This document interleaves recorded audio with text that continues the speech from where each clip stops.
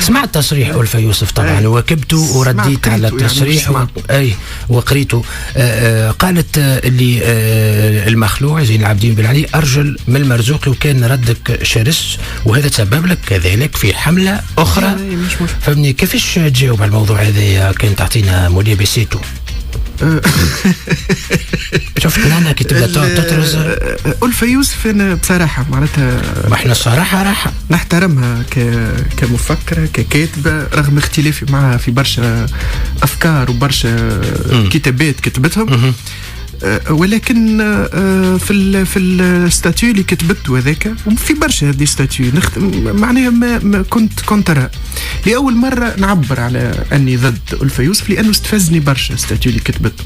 قطع نظر على أنه الرئيس المرزوقي فاشل ولا ناجح، ولا معناتها مظهره ما يعجبش الناس، ولا حضوره ولا أخطاءه الكثيرة اللي أنا كتبت عليها برشا مرات، برشا أخطاء. كونك تقول اولا ما يليقش بكاتبه كبيره ودكتوره ومن نخبه نتاعنا واكاديميه تكتب تقول ارجل، تستعمل الترم ارجل من هذه لغه نتاع قهاوي ماهيش نتاع انسان يشد. انا نتصور انه ألفة يوسف الغضب او الحاله النفسيه اللي كانت فيها بعد ما ذكرت في الكتاب الاسود هي اللي خلتها تتسرع وتكتب الستاتيو ذاك. ونتصور بعد ردود الفعل الكثيره نتصورها بوتيتر بينها وبين نفسها تندم على استعمال عبارات كما هذيك. لو كان ألفة يوسف كتبت انه المرزوقي أخطأ في توقيت إصدار الكتاب الأسود، وأخطأ في تبني الكتاب الأسود، وأخطأ في أنه معناها النزعة الانتقامية للكتاب الأسود، أنا ما نكونش ضد. رأي يحترم، رأي يناقش، ولكن وقت اللي تستعمل لغة بذيئة جو دي بيان بذيئة، وقت اللي تقول فلان أرجل من فلان، والله كان تقرأ الكتاب الأسود يا معز قاعد نقرأ فيه على الرجولية طويل برشا. تبكي على الرجولية والرجولة، تبكي على الرجولية. شنو عنات لك كلمة أرجل كي تقرأها كلمة أرجل؟ موجعة جارحة، مش يلزم ترمومتر باش تعرف الدرجة تاع الرجولية قداش. ما على بالوش، عزوزة ما يهمها قرص، عزوزة ما يهمها قرص، جارحة للناس اللي عملت الثورة، مانيش أنا منهم. مهينة للشهداء، مهينة للناس اللي خرجت حفاية باش تعمل الثورة وباش تثور ضد الفقر وضد الميزيريا وضد التخلف. لكن هما ما خرجوش للمرزوقي. مستفزة للناس اللي كانت تحت الصباط. حبيت جوست نصحالك اللي هو لا ماهوش هو يعني ماهوش منتخب بانتخابات رئاسية، هو جاء في فترة لا نحكي جوست كلمة أرجل. كلمة بن علي أنسى المرزوق. بن علي لا تنطبق عليه صفات الرجولية والرجولية. أقرأ الكتاب الأسود وشوف الفظائع والجرائم اللي ارتكبها بن علي، وشوف ترى قديش نسبة الرجولة، ولا قطرة رجولة ولا قطرة جدي بيان. وقت اللي تشوف كيفاش سهام بن سدرين أو أم زياد، نحكي عن نساء بالذات، حكينا عن الرجولة طبعا.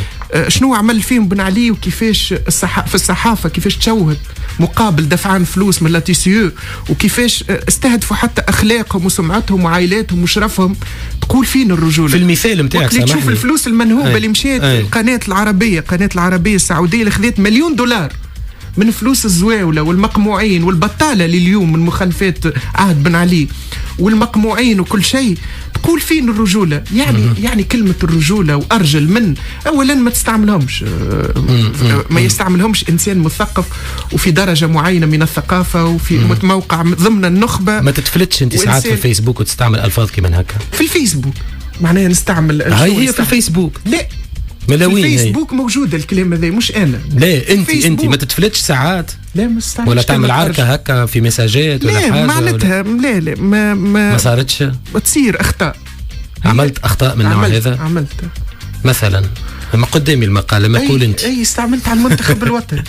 أبار المنتخب الوطني فما عركة شوية فيها. خلينا نكملوا ساعة. باهي نكملوا. باهي اوكي. دونك انا وقت اللي كتبت الرد على ألفة يوسف مانيش ندافع على المرزوقي، ما ندافعش عليه. المرزوقي عنده اخطاء وعنده الانتقادات ونجموا نتناقشوا فيه. هذا الاداء نتاع المرزوقي.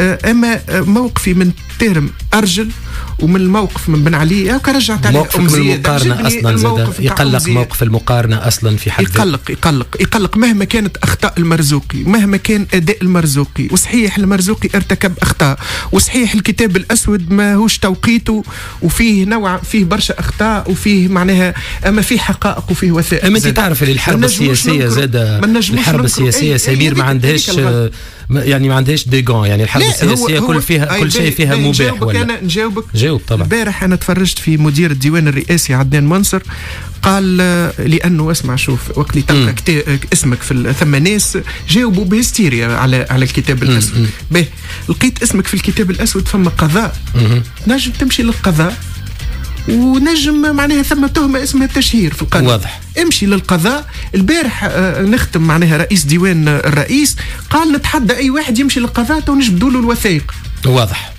واضح احنا ما نمشيو للقضاء، وانا نكون ضحيه من ضحايا الكتاب الاسود في الجزء الثاني، مش معناها نحكي خاطري مش موجود فيه. بطوله يجب الجزء الثاني يكون بطوله سمير الويفي، شكون يعرف؟ والله ما نعرف. واحنا باش نمشيو للموسيقى مش للقضاء. وقعد مع الموسيقى قالوا قضاء.